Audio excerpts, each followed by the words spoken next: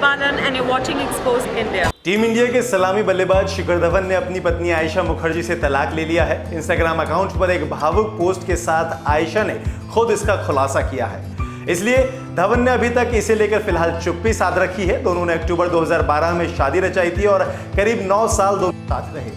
आइए जानते हैं कि धवन और आयशा ने इस पार्टनरशिप की शुरुआत कैसे की थी और क्यों इनकी लव स्टोरी अलहदा थी, यानी कि अलग थी। शिखर धवन और आयशा मुखर्जी की लव स्टोरी एकदम अलग है। दोनों का मिजाज काफी मिलता जुलता है। दोनों सिर्फ स्पोर्ट्स लवर नहीं है, बल्कि टैटू को लेकर भी इनमें एक अलग सी दीवानगी भी है।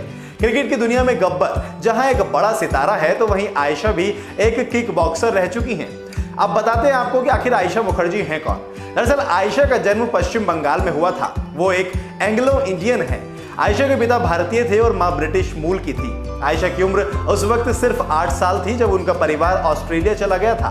शुरुआत से ही उनकी रुचि क्रिकेट और फुटबॉल जैसे खेलों में रही है, लेकिन किक बॉक्सिंग से उनका लगाव ज्यादा था। अब आपको बताते हैं कि आखिर धवन आयशा की मुलाकात कैसे हुई।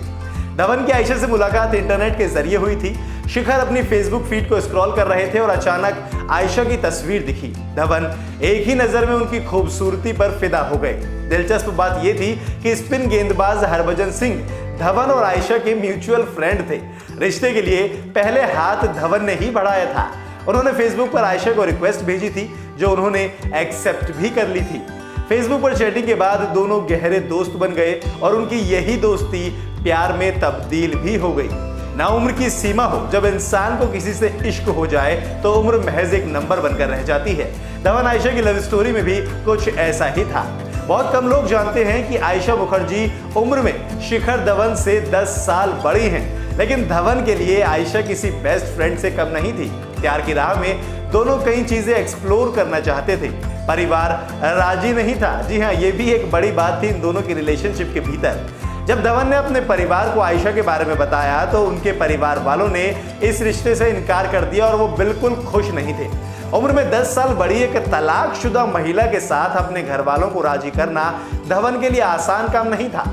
उनके पिता महेंद्र पाल धवन दोनों की शादी के सख्त खिलाफ थे, लेकिन उनकी मां सुनैना धवन को दोनों के रिश्ते को लेकर काफी पॉजिटिविटी थी। 2012 में इन दोनों ने शादी रचा ली। जी हाँ, परिवार के राजी होने के बाद धवन और आयशा ने साल 2009 में सगाई कर ली, लेकिन शादी के बंधन में बंधने के लिए दोनों को थोड़ा सा समय लगा। दरअसल धवन पहले खुद को एक सफल क्रिकेटर के रूप में स्थापित कर लेना चाहते थे। वो आयशा के बच्चों आलिया और रिया के साथ पूरी तरह घुल मिल जाना चाहते थे। आयशा को भी उम्मीद थी कि धवन और उनकी बेटियों के बीच एक मजबूत रिश्ता कायम होगा। बड़े उतार चढ़ाव से गुजरने के बाद आखिरकार धवन ने 30 अक्टूबर 2012 को आयशा से शादी कर ली। धूमधाम से हुई थी शादी। जी हाँ, आयशा के बंगाली होने के बावजूद धवन से उनकी शादी सिख धर्म के रीति रिवाजों और परंपराओं के तहत हुई थी।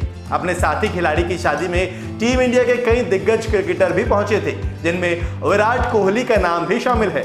कोहली ने बारात में डांस से खूब समा भी बांधा था। शादी के बाद दोनों का रिश्ता कई सालों तक अच्छा चलता रहा।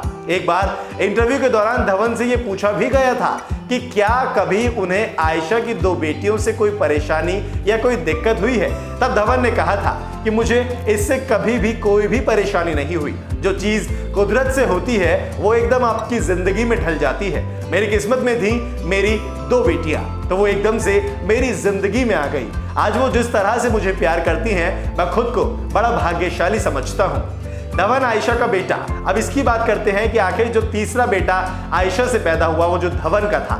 शादी के करीब 2 साल बाद धवन आयशा की जिंदगी में पहला बेबी बॉय आया। फैमिली फ्रेम को कंप्लीट करने वाले इस बच्चे का नाम रखा गया जोरावर। इसके बाद धवन न सिर्फ एक केयरिंग हस्बैंड बने, बल्कि 3 बच्चों के जिम्मेदार पिता भी बन गए।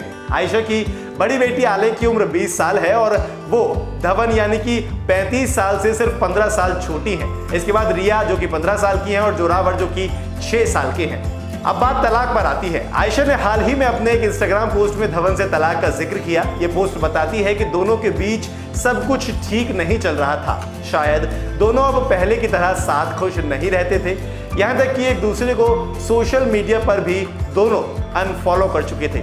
आपको बता दें कि आयशा ने लिखा कि मेरी जिंदगी का ये दूसरा तलाक है जिसे मैं संभाल नहीं पा रही हूं कि आखिर ये कैसे हो गया। क्योंकि जिंदगी में पहला तलाक तो ऐसा लगता है कि शायद हम किसी की इच्छाओं को, किसी की जरूरतों को पूरा ना कर सके हों, लेकिन अगर दूसरी बार आपकी जिंदगी में तलाक हो जाए तो आप ये नहीं समझ पाते कि आखिर आपके अंदर ऐसी कौन सी कमी थी। खैर, आपका इस खबर पर क्या मानना है? आपको क्या लगता है कि इस तलाक के पीछे का मेन कारण यानी कि बड़ी वजह क्या रही?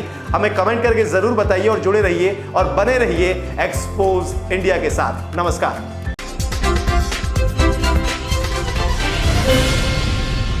Namaskar, salam, sat sri akal. This is Vivek Oberoi and you're watching Expose India.